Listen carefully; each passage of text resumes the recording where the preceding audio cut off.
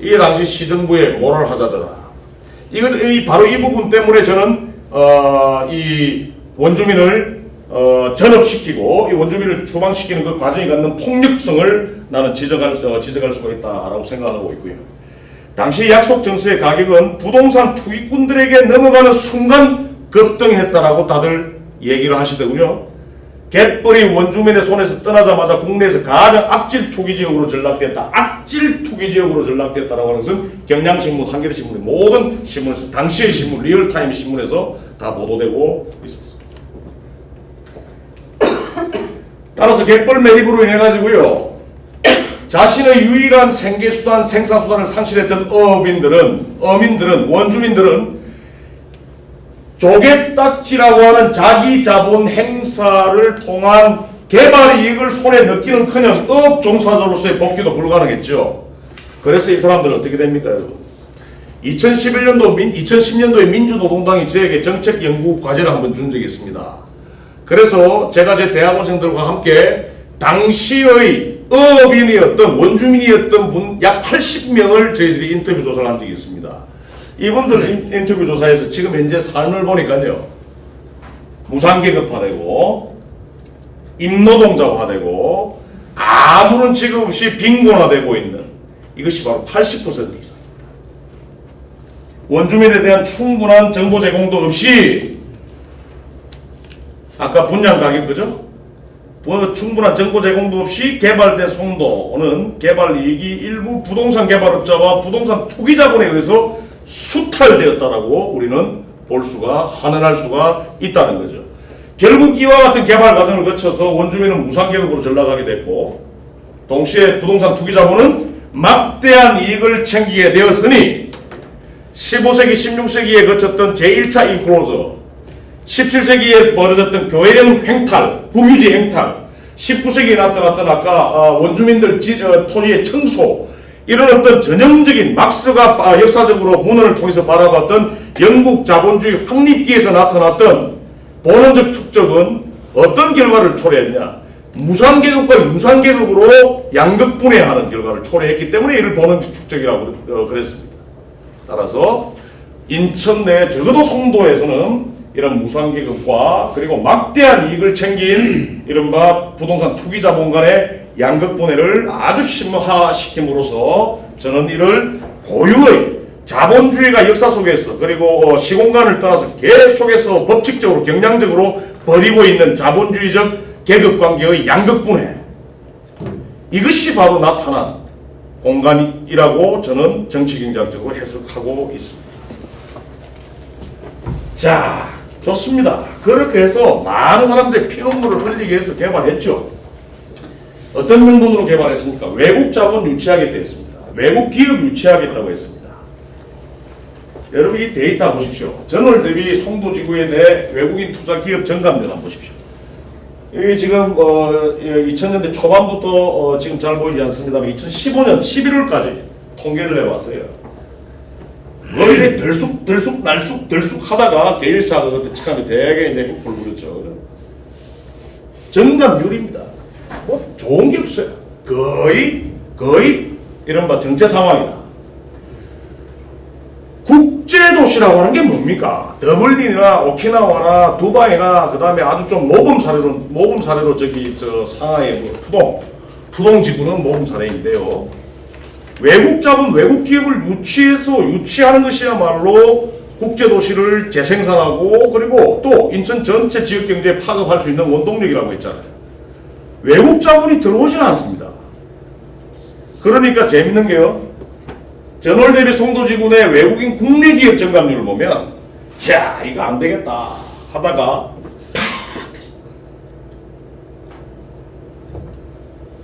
국내 기업들이 들어와요.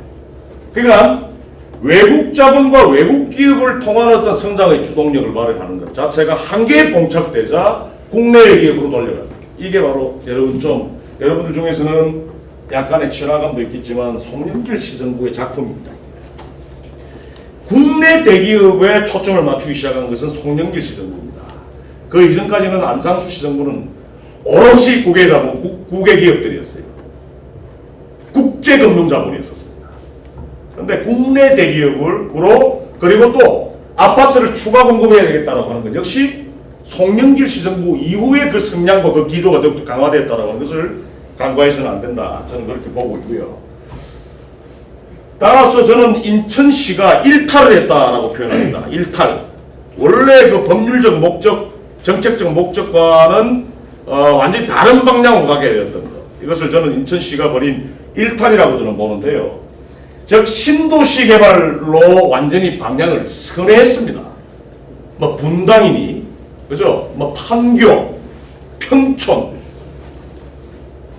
이런 신도시 개발 방향으로 선회를 했는데요. 이런 어떤 신도시 개발로 방향을 선회함으로써 원주민과 부동산 투기 자본 간의 양극분해는 말할 필요도 없고 아까 우리가 짚어보았듯이 인천을 비롯한 수도권 전체에 있어서 송도에 위치한 아파트를 가지고 있는 소유하고 있는 사람과 그렇지 않은 사람 간의 양극분해도 지금 초래하고 있는 아주 중요한 본원적 축적의 함의를 가지고 있는 사건이었다.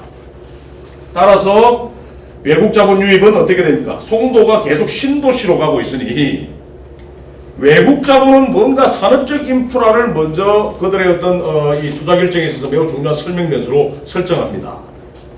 그런데 송도가 계속해서 그냥 아파트 지어지고 있죠. 상업용으로 가고 있습니다. 주거용으로 가고 있어요. 그러니까 송도국제도시를 어떻게든 살려보겠다라고 하는, 송도국제도시를 어떻게든 연명시켜보겠다라고 하는 그런 어떤 목적에서 어쩔 수 없이 취해졌던 이른바 송도 개발의 방향선회, 이 방향선회가 역설적으로도 이른바 원래 목적인 외국 자본과 외국 기업들을 더 이상 유치해내지 못하는 이른바 메커니즘을 자기 스스로 만들어내버렸다는 거예요. 따라서 외국 자본 유입은 더욱더 곤란해지고 저는 이를 파멸로 가는 악순환에 지금 인천 송도국제도시는 마주해 있다고 저는 보고 있고 국제회의에서도 학회에서도 이를 실정적으로 발표하고 있습니다. 그래서 이러한 악순환은 송도국제도시의 부동산 투기 지역으로 전국적으로 송도국제도시를 부동산 투기 지역으로 인식시키게 되니 아파트 가격만 올라가게 되고요. 한때 2006년에서 2007년 약간 주춤했다가 2009년 이후에 다시 이렇게 여러분 급상승하고 있음을 잘 알고 계실 겁니다. 그럼에도 불구하고 인천시는 재밌게도 아파트 건설 계획을 증강하고 있고 이게 송영길 시정부입니다. 또 외국 자본과 역외 대기업 유치에 안 들어올 것 뻔한데 외국 자본 그리고 역외 대기업 유치에 막대한 혈세를 지금 지출하고 있다. 지금 인천이 가지고 있는 인천 송도국제도시가 마주하고 있는 자기 파멸적 악순환.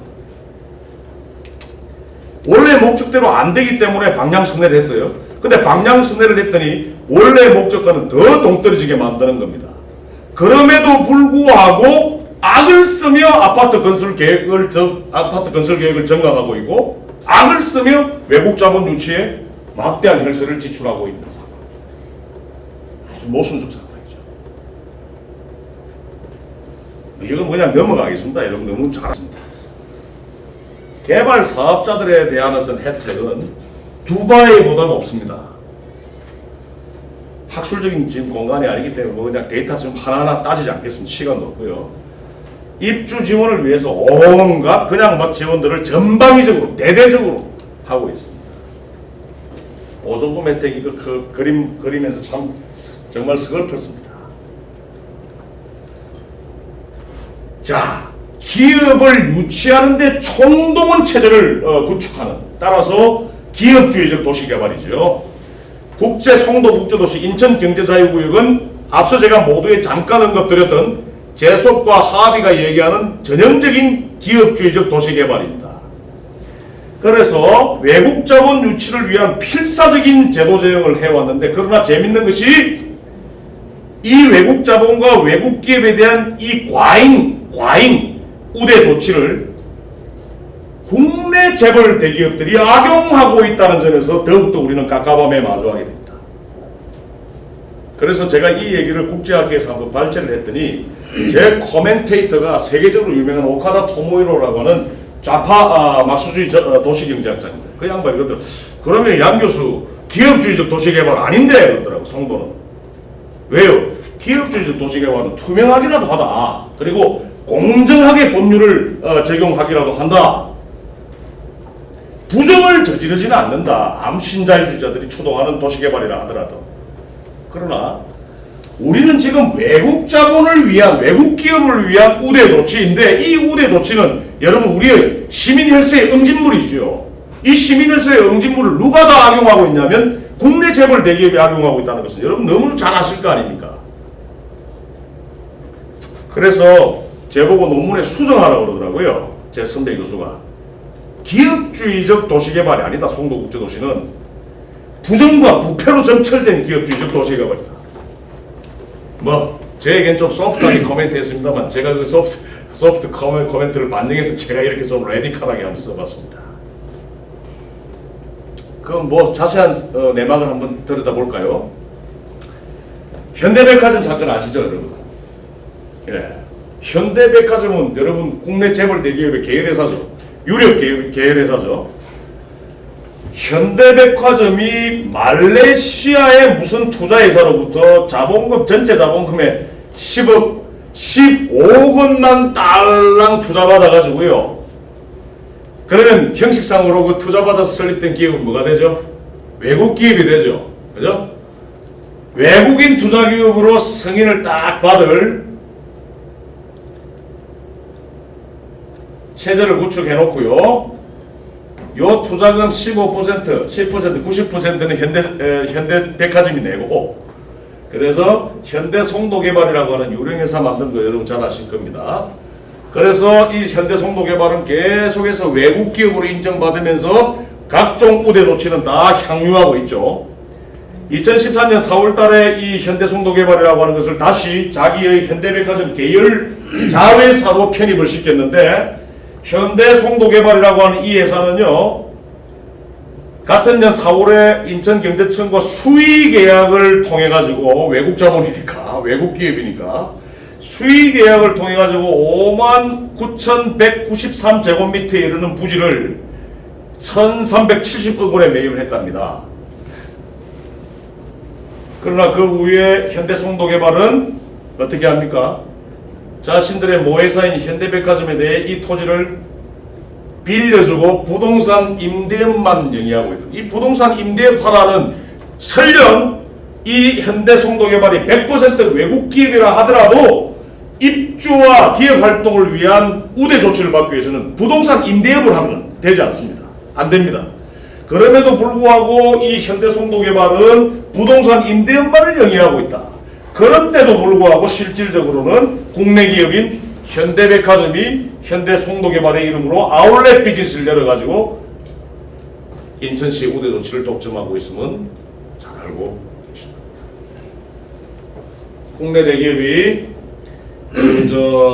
경제자유분이 내 토지를 수의계약으로 그리고 아주 싼 가격으로 매입한 후에 이를 통해서 장사를 할 수 있게 되니 여타 국내 대기업들이 야 우리는 왜 안 해주냐 막 난리친대요. 형평성에 문제가 있다. 이런 문제가 계속해서 제기되면요, 송도국제도시는 국내 대기업들이 혈세를 바탕으로 하는 지원 정책을 남용하게 되는 상황을 우리는 마주하게 될 것이고요. 이 사례를 통해서 알 수 있듯이 국내 재벌 대기업은 이미 송도국제도시를 투자와 건전한 생산 활동의 공간으로서가 아니라 투기와 사기를 위한 공간적 수단으로 인식하고 있다고 저는 생각을 합니다. 이미 저의 뭐 개인적인 어떤 친분을 통해서 삼성그룹에 있는 사람과 현대그룹에, 현대자동차 말고 현대그룹에 있는 사람들을 자주 만납니다. 송도국제도시와 관련해서 이미 송도는 우리 국내 대기업에게 있어서는 투자의 대상으로 건전한 생산활동의 부가가치 창출 활동의 공간으로 보는 것이 아니라 이미 투기와 사기를 칠 수 있는 대상으로 바라보고 있다는 사실도 우리 인천시 관계자들은 직시해야 될 필요가 있습니다. 결국 인천경제자유구역 송도국제도시라고 하는 것은 인천시가 지향해온 기업 유치라고 하는 어떤 원래 목적에서 벗어나서 부정으로까지 표현할 수 있는 악질 투기가, 이거 악질이죠. 뭐 양질입니까 지금 현대 송도개발이. 범법행위죠, 그죠? 악질 투기가 허용되고 있는 무법천지 투기판으로 전락되었다고 저는 보고 있고, 이와 같은 파행적인 투기 상황은 점차 이곳의 부동산 가격만을 높여서 시민들의 접근을 절대적으로 차단합니다. 재밌게도 여러분 잘 아시다시피 부동산 시장에 대해서 관심이 있으신 분들은 잘 알겠지만, 악질 투기가 허락되면 될수록 그 지역은 더욱더, 그 지역의 부동산 가격이 더욱더 올라갈 수밖에 없죠.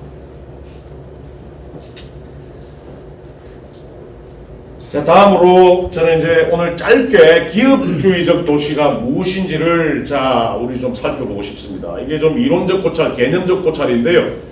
우리 송도국제도시를 우리가 인식하고 비판적으로 접근하는 데 있어서 매우 중요한, 이런 저는 실천적 개념이다. 이론적 개념이기도 하지만 중요한 실천적 개념이 아닌가 하는 생각에 여러분들에게 소개를 좀 드리고자 하는데, 이 기업주의적 도시라고 하는 것은 인천에 대입해서 설명드릴게요. 인천시와 그리고 도시 내부의 다양한 우리 인천을 약간 이렇게 주물르는 거버넌스 주체들 있죠. 뭐 밤의 시장 이런 분들, 낮의 시장 뭐 이런 분들이 있다면서요. 이른바 오피니언 리더라고 하는 이런 어떤 표현으로 인천을 뒤에서 좌지우지하는 사람들, 인천시와 그런 사람들, 그리고 지방 정치가들, 이 의원님 계시지만 그대로 이야기하겠습니다. 그러니까 지역의 어떤 패권, 그리고 지역의 어떤 성장연합, 지역의 어떤 개발, 그 개발로 인한 어떤 개발 이익의 어떤 그런 공유 메커니즘에 참여하고자 하는 사람들, 이런 사람들이 주로 기업의 이윤 추구 활동을 정책적으로, 제도적으로 지원하는 것을 최우선시해가지고 외국 자본이 많이 들어오게끔 막 혈세를 활용해서 지원 정책과 우대 정책을 하는 것을 막 고래고래 고함쳐서 강조하면서 이를 통해 담보되는 기업의 자본 축적을 우리 인천의 발전의 원동력으로 인식하는 도시, 그런 도시를 기업주의 도시. 경제 수도라고 하는 여러분 키워드 기억나십니까? 그게 저는 완전히 기업주의적 도시 그 자체를 보여주는 저는 단어라고 저는 생각합니다. 경제 수도. 경제 수도가 뭡니까? 기업을 유치하는 수도 아닙니까? 그죠? 기업 유치 수도라고 해야죠. 시민들을 혼란케 했지 않습니까? 경제 수도라고 그러죠. 우리 경제가 좀 잘 되는 것 아닌가라고 하는 착각에 빠진. 그러니까 경제 수도라고 하는 키워드, 슬로건은 아주 대표적인 이른바 기업주의적 도시 개발을 상징하는 하나의 용어다라고 보시면 되겠습니다. 합이라고 하는 막스주의적 도시 연구자는요, 도시론자는 세계적인 도시 연구자죠. 기업주의적 도시 또는 이 인천시의 기업주의화 개념에 관해 아주 오랫동안 논의해 왔는데, 여기서의 기업주의는 기업, 바꿔 말하자면 아까 유령처럼 막 떠돌아다니는 자본들, 그죠? 이 자본이 선호하는 방향으로 추진하는 도시개발을 통해서 초래되는 기업의 고용정대를 장려하는 도시거버넌스다. 물론 그 배경에는 신자유주의가 존재를 합니다. 그러니까 이들은 무엇에 대해서 맹신하고 있죠? 기업을 유치하면 우리 지역에 일자리가 많이 창출될 것이다 라고 하는 이른바 우상의 미신에 사로잡혀 있습니다. 트리클다운 효과를 아주 명목적으로 신봉하고 있다고 하는 것을 그대로 보여주는 것이죠. 합의는 이와 같은 기업주의적 도시의 특징을 이론적으로 세 가지로 정리합니다. 아주 저는 이걸 영문판으로 제일 처음에 읽을 때 참 정말 인천을 많이 생각했는데요. 기업주의를 표방하는 도시는, 기업주의적 도시개발을 지향하는 도시에는 이 세 가지가 딱 나타나더라. 볼티모어이건 샌프란시스코이건 필라델피아건 버스턴이건 미국의 전 지역에서 나타나는 공통적인 특징. 첫 번째, 관민 파트너십이 아주 강하게 작동하더라. 우리는 여기서 관민 파트너십이라고 하면 민간과 이 지자체가, 시민사회와 지자체가 아주 사이좋게 수평적으로 굉장히 어떤 균형감 있게 서로 코어거버넌스 하는 것들을 떠올릴 텐데요. 합의가 얘기하는 관민 파트너십은 그야말로 지역 성장연합이라고 하는 말과 동치될 수가 있습니다. 즉, 지자체의 공권력과 지역 사회에 있는 다양한 주체들 중에서 개발을 통한 이익에 민감한 그룹들, 그런데 그룹들 중에서 시민 대표성을 나름 가지고 있는 사람들, 이런 사람들이 연합된 이른바 아까 제가 이야기했던 철의 삼각형, 이런 것들과 지자체의 공권력이 같이 결합되어서 기업주의적 도시를 만들기 위한 전략 구축 과정에 치열하게 아주 집요하게 개입하고 있는 이런 어떤 세력들이, 즉 파트너십은 파트너십인데 굉장히 부정적 측면을 가지고 있는 파트너십이 작동되고 있더라. 기업주의적 도시에는. 두 번째, 이와 같은 민관, 관민 파트너십에 의한 도시개발은요, 어떤 도시계획 전문가들과 지역경제 전문가들이 함께 모여서 과학적으로 합리적으로 계획하고 조정한 것이 아니라 그 설계와 집행 과정에 있어서 본질적으로 매우 투기적이더라는 거예요. 그러니까 엄청난 금융자본을 들어와야만이 개발을 위한 시드 종잣돈을 마련할 수 있다라고 하는 문제의식에서 출발하고 있기 때문에 송도 국제도시와 같은 이 프로젝트를 관민, 즉 지역성장연합과 융합된 인천시가 기획하고 설계할 때는 애초부터 본질적으로 투기적이고 그리고 리스크를 많이 내포하게 되더라는 거죠. 그래서 결국은 조금 어려운 얘기인데요. 이 기업주의적 도시라고 하는 건 영역의 정치 경제, 테리토리. 그러니까 우리 영역 안에 있는 일본말로, 여러분 우리 속된 말로 나와바리라고 그러죠. 나와바리라고 하는 표현이 아주 재밌어요. 나와바리라는 표현은 요 나와바리에 있는 사람들은 전부 다 내가 챙기겠다라고 하는 야쿠자 오야동의 개념입니다. 그걸 우리가 약간 정치경제학적으로 영역이라고 표현하는데, 지금까지 이 기업주의적 도시는 우리 도시와 우리 지역에 있는 사람들의 복지와 어떤 문화 예술에 대한 권리, 이런 것들을 보호해주고 이런 것들을 신장시키는데 초점을 맞춘 도시개발이 아니라 플레이스, 장소의 정치경제다. 이른바 기업들이 와서 잘 일할 수 있도록 하는 클러스터를 만든다든지 공장 부지를 만들어준다든지 아니면 공단을 만든다든지 하는. 따라서 이 세 가지가 기업주의적 도시의 일반적 특징이다.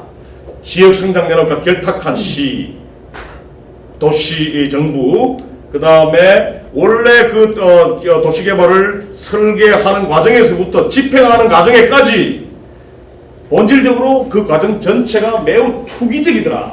항상 금융자본의 개발 이익을 본질적으로 고려하는 우선시한 그런 어떤 계획과 집행 과정이더라. 세 번째는 장소의 정치경제라고 압축을 할 수가 있습니다. 그래서 시간이 없으므로 조금 스킵을 하자면요. 제소비라고 하는 사람은, 제소비라고 하는 밥제소비라고 하는 유럽의 유명한 좌파 도시론자는 기업주의적 도시라고 하는 것은 이른바 어떤 한 공간에, 그러니까 송도라고 하는 어떤 국제도시 안에 여러 생산 요소가 있는데 그 여러 생산 요소들 간에 새로운 조합들을 유도해내어서 자본들이 취하는 이른바 평균 이윤 이상의 초과 이윤을 창출하는 기회를 만들어내는 것. 그러니까 국제금융자본들이 이렇게 각 세계 글로벌 금융시장에서 여기도 투자해보고 저기도 투자해보고 여기도 투자해보고 하면 이른바 국제금융시장 내에 금융자본에 있어서의 이윤율이 이렇게 평준화됩니다. 평준화되는데 더욱더 돈을 많이 벌고자 하는 국제자본은 당연히 그 평균 이윤율을 넘어선 보다 더 높은 수준의 어떤 그런 이익을 손에 넣고자 하는 거죠. 이걸 정치경제학에서는 초과이윤이라 그러는데 그 초과이윤을 보정해 줄 수 있는 지역에 내가 투자하겠다. 그리고 또 그런 어떤 자본들을 유치하는 것을 바로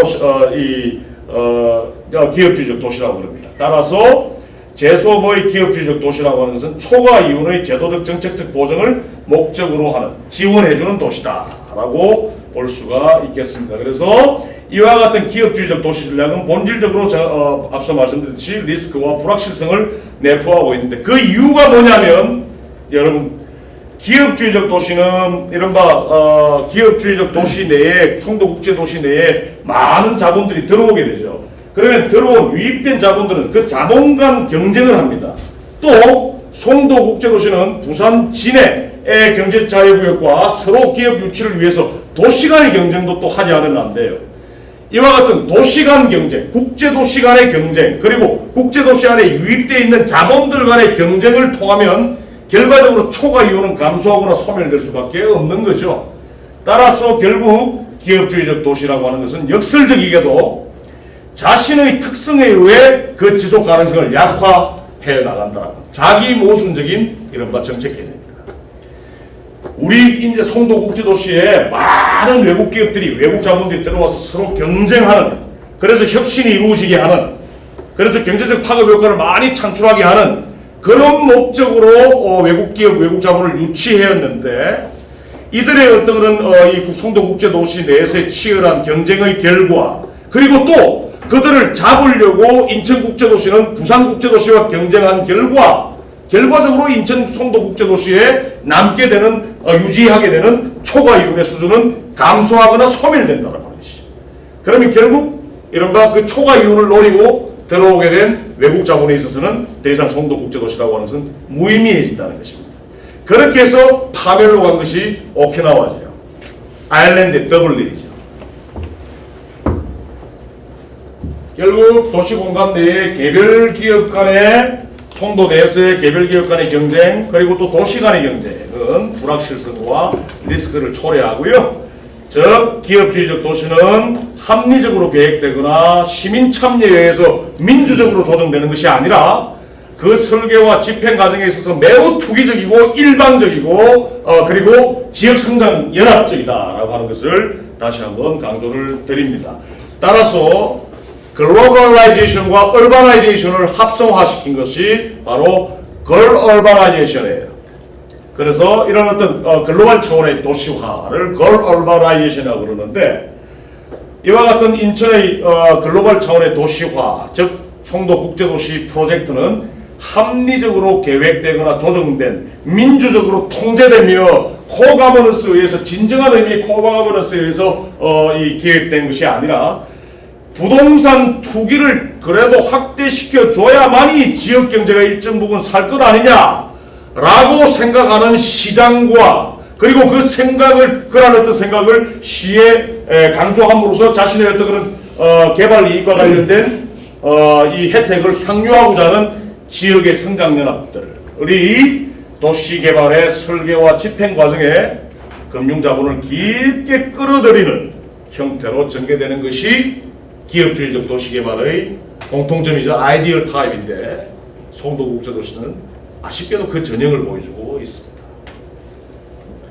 그래서 송도국제도시는 이런 어떤 내부적인 균형 발전, 구도심과 어떤 이 신도심 사회의 어떤 그런 균형 발전, 어떤 우리 지역 사회, 우리 인천 지역의 어떤 여러 어떤 사회적 경제적 약자들을 포용하고 포섭하는 소셜 인클루시브한 어떤 그런 도시 전략이 아니라 그들을 철저하게 배제하고 그냥 아주 멋지고 럭셔리한 어떤 그런 도시 브랜드를 높이는, 즉 외부적 측면을 보다 강조하고 있는 프로젝트임을 강조하고자 하고요. 송도국제도시에서 제일 아까 제속, 즉 초과 이윤 제가 운운했지 않습니까? 송도국제도시가 왜 제소비 말하는 기업주의적 도시의 전형이냐면, 실제로 지금 현재 송도에서 나타나고 있는 여러 현상들을 바라보면요, 다른 산업에서는 이 현상이 안 나타나는데 사회적 평균 이상의 초과 이윤이 나타나고 있는 게 지금 부동산 개발 산업 부분에 아주 역력하게 나타나고 있는데, 그러니까 부동의 부동산 개발에 투자를 한 것보다 송도국제도시에 부동산 개발 투자를 하면 더 많은 캐피탈 게인을 손에 넣을 수가 있다라고 하는 그 가능성, 그게 바로 초과 이윤의 가능성이거든요. 부산에다가 부동산 개발에 투자하는 것보다 송도에다가 부동산 개발에 손대는 것이 더욱더 많은 자본 수익을 얻을 수가 있다라고 하는 기대, 이게 실제로 지금 존재하고 있다는 거예요. 그래서 이와 같은 과정에서 인천의 아까 얘기했던 좋게 말하자면 관민 파트너십, 내부자들, 그죠? 지역성장연합은 이런 과열된 부동산 투기를, 여러분 누구 한 사람 막은 적 있습니까? 뭐 세월문화재단, 세월 아침대화 같은 그런 데 보면 아주 지역의 명망가들 많이 모이대요. 이런 인터넷 보니까. 그런 데서 송도 지금 너무 부동산 투기 양상이 과열되어 있다라고 누구 한 사람 이야기한 적 있습니까? 아니, 제법 뭔가 이렇게 데이터를 가지고 좀 스마트하게 이야기할 수 있는 사람이 사진 보니까 많이 앉아 있더군요. 왜 신도시 개발을 부동산 투기장으로 전략시키는데 다 같이 거나하게 앉아서 박수치고 있습니다. 인천에는 그런 어떤 민주적 통제와 견제의 기제가 작동되지 않고 있음을 그대로 보여주고 있는 거죠. 아니 심지어는 과열된 부동산 투기를 전략적으로 묵인하는 것까지 좋은데 왜 뭐 청라에 뭐 재물보호하기를 이전시켜야 된다는 그런 이상한 얘기를 하고 있습니다.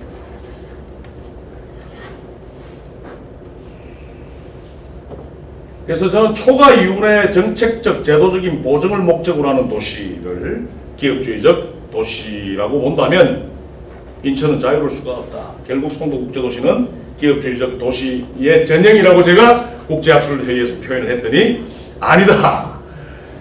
좀 변종이다. 라고 표현을 하더군요. 왜? 더블리나 두바이 같은 경우에는 국제도시가 기획되고 설계되고 집행되는 과정에서 그래도 나름 투명하고 부정이 없고 그리고 또 불공평 매약이 없는 그런 어떤 것을 보여준 반면에 송도국제도시의 개발 과정에서는 부정과 불공정, 불투명과 같은 다양한 어떤 의혹으로 점철되어 있다라고 하는 측면에서 변종이라고 하는 표현을 쓰고자 합니다. 그래서 뭐 예를 들어서 뭐 도대체 뭘 잘못했길래 변종이냐라고 여러분 생각하실 수도 있겠는데요. 한번 살펴보시죠. 인천시와 이전부터 부동산 개발에 그냥 손발을 맞춰왔던 인천의 이른바 지역성장연합은 외국 자본 유치하기 위해서요. 뭐 인천경제청도 가장 직접적인 주체이겠죠. 자의적인 계약 변경을 제멋대로 해왔던 거 여러분 잘 아시죠? 재량적인 불공정 협정을 해왔습니다. 그래서 오직 투자자들의 이익을 보장해왔는데 예를 들어서 여러분 대규모 단지 아파트 건설하는 과정에서 인천경제청하고 인천도시개발공사와 같은 개발 시공업자 간의 계약 조건을 재량적으로 변경했어요. 예를 들어서 용적률을 원래 150%에서 170%로 결정했는데 나중에 최고 375%까지 용적률을 인상하죠. 그래서 개발 시공업자의 개발 이익을 철저하게 탄탄하게 보장해 주죠. 그래서 변종입니다. 민간 자본에 의한 SOC 프로젝트에 있어서 인천에 9억 원 투자하는 것만으로 24조 원 규모의 사업을 주물럭거렸던 게일회사, 미국 게일회사 기억나시죠? 이 게일사와 인천경제청 간의 불공정 계약도 여러분 주목하지 않으면 안 됩니다. 그 다음에 송도 UCT 통신망 구축 과정에서 민간 개발 사업자의 불법 행위를 그대로 묵인해왔죠. 아무런 제재도 가하지 않았습니다. 인천경제청은 공공적 목적을 가진 사업에는 조성원가로 토지를 공급하고 개발 이익이 클 것으로 예상되는 사업에 대해서는 감정평가가로 토지를 매각해서 결과적으로 개발 이익이 투자자들에게, 투기자본들에게 더욱더 많이 돌아가게끔 조치했던 것 또한 주지의 사항입니다. 이걸 과연 우리가 불공정 계약이라고 하지 않을 수가 없다는 것입니다. 그 다음에 또 투기자본 이익을 보존하기 위해서 과도한 우대 조치를 제공한 것은 뭐 여기서 뭐 그냥 넘기겠습니다. 인천경제청이 국제업무단지 센트럴파크 공사 담당했던 NSC 있죠. NSC에게 100년간 토지 무료 사용 권리를 승인했던 거 아십니까? 특혜 여기 지금 또 밀실로 뭐 이런 것들이 아직 풀리지 않고 있고 NSC가 채 127억 달러나 달하는 투자 유치 인천시에게 하겠습니다. 127억 불 여러분 대단하죠? 그렇게 뻥뻥 큰 소리 치우고 NSC가 뭐랬죠? 모건 스탠리 가가지고 1억 5천만 불 밖에 투자 유치를 약속받지 못했는데 게다가 그것도 3년간 분할 투자를 알선하는데 그치? 뭡니까 이게 NSC 그죠? 우리 세금은 그냥 펑펑 지금 혈세는 이렇게 지출되고 있는데도 불구하고 이와 같은 계약 변경과 불공정 협정 시장주의자는 아닙니다만 어떤 적어도 기업주의적 도시가 견지해야 할 어떤 시장주의적 마인드 이런 것들이 송도에서는 보이지 않습니다. 그래서 저는 다시 한 번만 강조드리자면 원래 이 국제도시 경제자유구역 같은 이런 어떤 공간은 기업주의적 도시이고요. 기업주의적 도시는 앞서 제가 몇 번이나 강조했지만 그것이 기획되고 설계되고 집행되는 과정 그 자체가 투기적이고 불안정하다는 말씀드렸습니다. 왜? 금융자본을 끌어들여야만 이 기업주의적인 도시를 구축해낼 수가 있으니까요. 금융자본이 끼어들어오면 반드시 투기적일 수밖에 없습니다.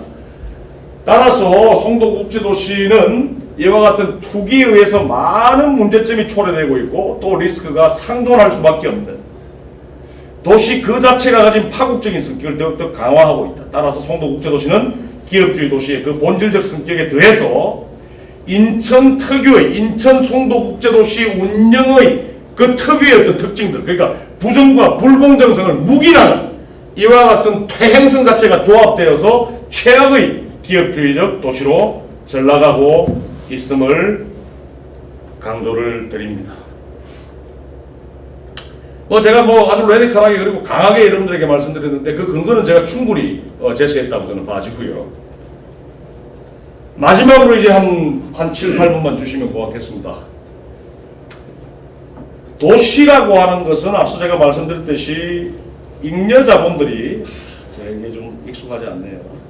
잉여자본들이 투자처를 찾지 못해서 유령처럼 떠돌아다닌다. 그들이 엄청난 이른바 이 사이즈로 돌아다니고 있거든요.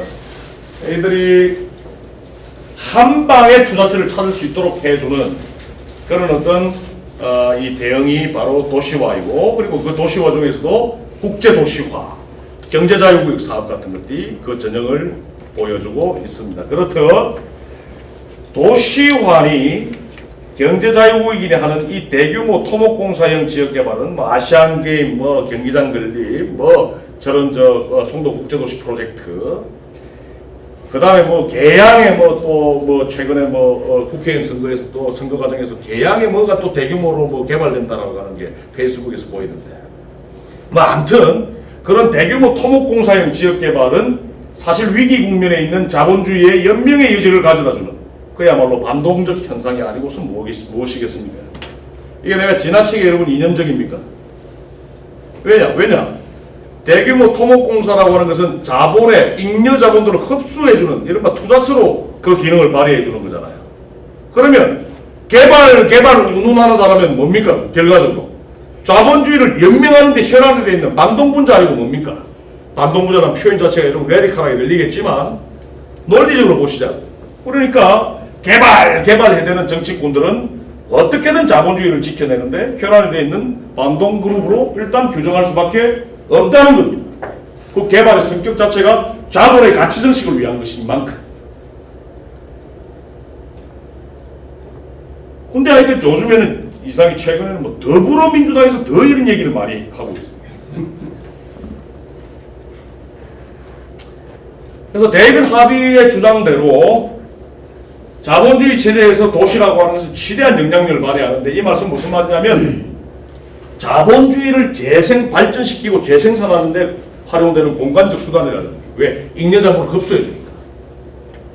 그래서 자본주의 체제의 비판적인 자본주의를 뛰어넘는 새로운 시스템을 지향하는 사람들은 도시에 초점을 맞춘 진보적 운동을 적극적으로 지향해야 된다 하는 것이 제 생각이고 앞서 제가 모두에 강조드렸던 부분입니다.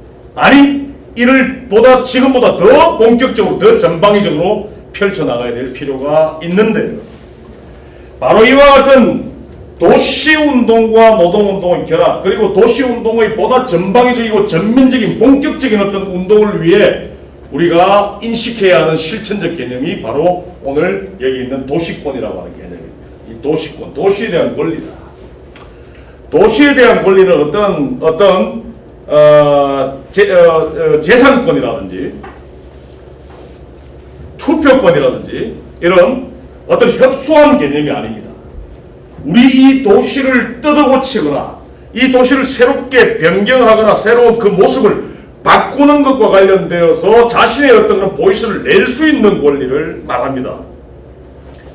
그래서 도시에 대한 권리는 도시가 만들어지고 개조되는 일련의 여러 도시개발 과정에 대한 어떤 보이스, 권력을 근본적이고도 급진적인 방향으로 형성하고자 주장하기 위한 보다 집단적이고 사회적인 개념이다. 어떤 개인의 권리가 아니에요. 어떤 개인의 권리를 넘어서 우리 전체 시민의 권리이기도 하고 노동자 전체의 권리이기도 하다는 거죠.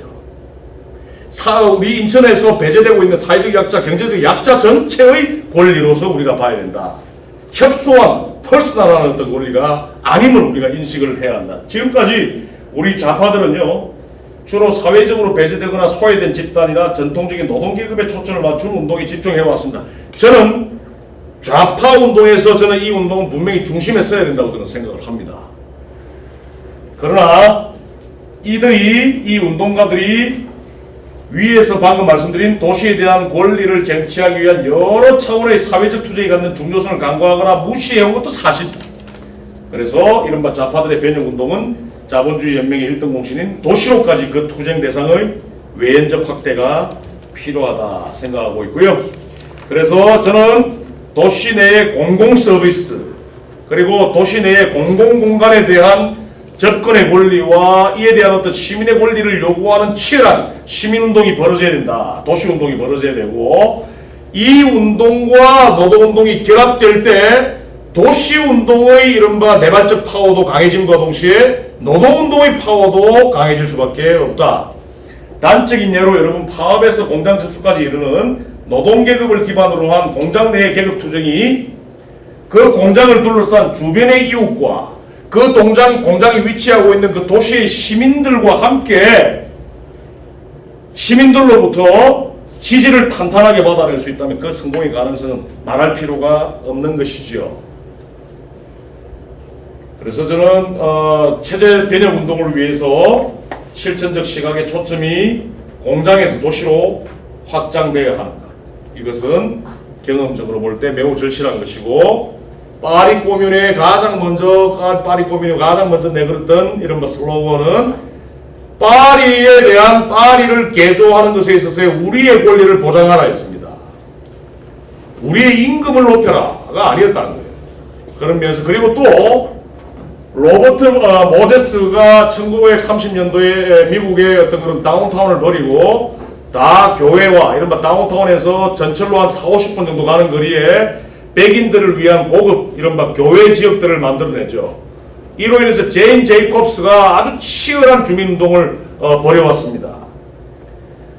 외젠 오스만의 파리 대개조 사업에 파리 꼬뮌이 나타났던 것과 미국의 이른바 로버트 모제스의 교회와 도시개발에 맞서 제인 제이콥스에게 의한 어떤 시민적 도시운동들이 나타났던 것처럼 그때 나타났을 때에 당시의 어떤 그런 노동운동들도 같이 탄력적으로 이른바 탄력을 받아서 같이 흥행하고 발전할 수밖에 없었던 그 역사적 사례는 우리에게 많은 것들을 던져준다. 저는 그렇게 생각을 하고 있고요. 그래서 합의라고 하는 사람은 도시를 운동체적 공간으로서의 도시라고 보는데 이게 변증법적입니다. 그러니까 합의는 도시를 자본에 의해서 끊임없이 지배되고 생산되는 공간인과 동시에 그런 과정 속에서 그와 같은 시민들의 저항이 끊임없이 나타나는 운동체적인 공간이다라고 표현하고 있는데 저는 우리 인천이 이와 같은 합의의 입장을 뷰 포인트를 우리가 받아들인다면 인천은 이른바 운동체적 공간으로서의 인천은 시민의 저항이 끊임없이 나타나야 하는 그 전형적인 도시여야 한다고 저는 생각을 합니다. 여기에서는 저희의 가치 판단도 포함되어 있습니다. 저희 가치 지향식이 포함되어 있는 것이고요. 그래서 다시 한번 도시에 대한 권리를 정리를 하자면 우리는 사실 우리 시민들은요, 이 송도국제도시 같은 것들이 이게 전부 다 자본들을 위한 것이다. 외국 자본들을 위한 것이다. 외국 기업들을 위한 것이다. 라며 불평을 하고 그에 대한 의구심을 품으면서도 이 현상을 시민노 하신 분도 계시겠지만 이 현상을 시민 차원에서 통제하면서 보다 공공적이고 민주적인 대안도시를 구축해내는 것에는 사실 실패했죠. 물론 그 더 하위의 어떤 작은 소규모의 어떤 그런 시민운동이 아주 열성적으로 그리고 아주 지속적으로 이루어지고 있는 것 또한 사실입니다. 그러나 매크로 레벨에서 송도국제도시의 대칭적인 이른바 대안도시에 대한 어떤 비전을 우리 시민 차원에서 제시할 수는 없었습니다. 따라서 도시에 대한 권리가 도시를 뜯어고치거나 새롭게 만들어내는 시민의 집단적 권리라고 한다면 우리는 지금 자본과 그 성장 연합들에 의해서 1%의 세력입니다. 우리 인천 지역 전체의 1% 세력이에요. 우리는 지금 자본과 그 추종 세력들에 의해 배타적으로 독점되고 있는 이 권리를 현실적으로 우리 손에 어떻게 넣을 수가 있을 것인가. 마지막으로 저는 도시권의 단서를 어떻게 추출할 수 있을 것인가라고 하는 최근 제 고민을 여러분들과 함께 공유하면서 오늘 제 발언을 마치도록 하겠는데요. 도시의 역사성이 풍부한 공간 일대가 있다 하십시다. 인천만의 어떤 그런 인문학적 정체성, 인천만의 어떤 문화적 정체성, 인천 예술만의 어떤 그런 문화적 정체성이 이렇게 잘 녹아들어 있는 이와 같은 우리 도시 내부의 일대 공간이 있다고 하십시다. 근데 이 일대가 갑자기 고급 아파트 단지로 타워 팰리스 같은 것들이 막 들어서 버려.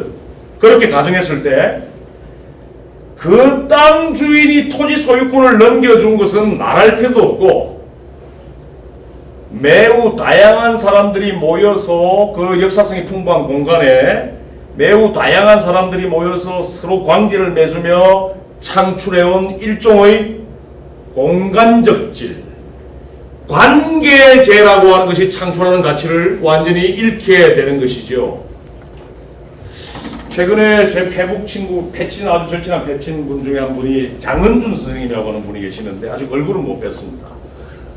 보니까 신포동 일대 신포주점이라고 하는 것을 이렇게 찍어 올렸었던데 페북에 되게 좋더라고요. 한번 가보고 싶더라고요. 그러니까 1950년대 60년대 만들어진 상가 같기도 하고 간판도 보니까 그건 한 40년. 근데 재밌는 것이 그곳에 많은 사람들이 그곳이 가지고 있는 비물질적 가치에 끌려서 그곳에서 모이고 그곳에서 모여서 창조적 공간과 커뮤니케이션의 공간을 마련하고 그런 어떤 창조적 공간과 커뮤니케이션을 통해서 창출되는 보이지 않는 비물질적 가치와 여러 가지 상품들과 패러다임들이 양산되고 있다는 겁니다. 이걸 우리가 최근에 이야기하는 경제학에서 비물질적 재화라고 표현하기도 하고 관계재라고 표현하기도 합니다. 유럽에서는. 따라서 이와 같은 도시의 역사성이 풍부한 공간 일대에 많은 다양한 사람들이 함께 모여서 서로 관계제를 맺으며 창출해내는 어떤 우리가 지금까지 생각하지 못했던 가치들, 비물질적 가치들 이런 것들에 대한 우리가 이해가 굉장히 필요하다. 시민 차원의 이해가 필요하고 그 다음에 이러한 어떤 공간의 성과는 결코 혼자서는 창출해낼 수 없다는 특징을 갖는다는 점에서 방금 제가 말씀드렸던 가치는 집단이 생산한 가치죠. 그래서 그 가치는 집단에 의해서 같이 공유되어야 될 필요가 있다는 것입니다. 바꿔 말하자면 도시의 역사성이 풍부한 공간 일대에 이걸 밀어버리고 아파트를 짓는다. 그러면 우리들이 잃게 되는 이른바 관계제, 우리들이 원래 지켜야 하는 이른바 비물질적 가치에 대한 우리의 이해가 먼저 선행되어야 하고 이 이해를 바탕으로 해서 이해 저항해야 될 필요가 있다는 것이며 나아가서 이와 같은 관계제와 비물질적 가치를 보다 더 정량화해서 이른바 경제적인 수치로 나타낼 수 있을 때까지 우리 시민적 역량을 발휘해야 될 필요가 있다는 것입니다. 이것이 바로 도시에 대한 권리를 지키고 보호하는 출발점이 있다.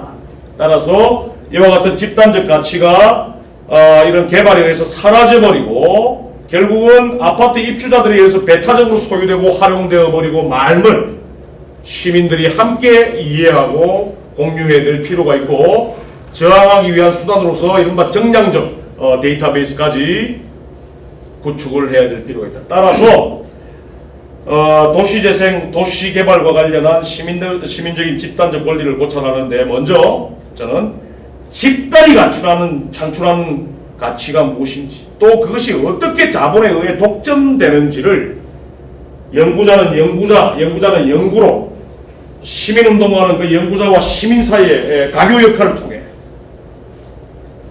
대학은 대학의 어떤 역할을 통해 이와 같은 전방위적인 도시에 대한 권리, 도시권을 위한 전방위적인 상호작용이 필요한 시점이다. 저는 그렇게 강조를 드리고요. 따라서 마지막입니다. 그래서 이러한 문제의식을 토대로 해서 우리 인천의 도시공간을 컨머닝이라고 그러죠. 도시공간을 공동화하는 집단적으로 사람들이 많이 모여서 관계를 형성해서 가치를 창출하는 그런 어떤 여지가 있는 그런 가능성이 많은 공간을 우리 시민 차원에서 확보하는 것에 그 사회적 실천의 초점이 맞춰져야 될 필요가 있다. 그래서 도시는 여러 차원의 이해관계가 서로 얽혀져 있는 공간이죠. 당연합니다. 개발을 통해서 개발 이익을 손에 넣으려고 하는 이해관계도 있고, 우리는 그 집단적 가치를 옹호하려고 하는 이해관계를 견지하고 있습니다.